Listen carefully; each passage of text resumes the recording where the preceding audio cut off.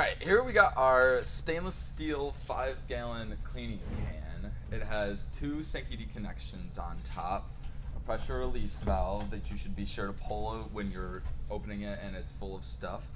This is just a lid, take it off that, and then fill it up with your cleaning solution.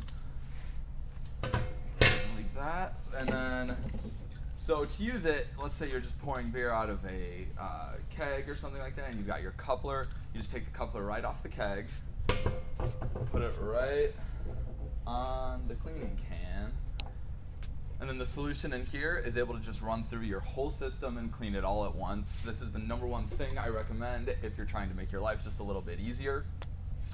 For cleaning solutions, over here we've got your bases, PBW. This one has 12 tablets, this one has 40.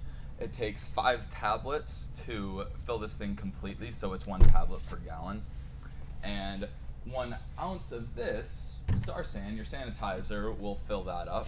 We have a 4-ounce option that is small here and an 8 that is large.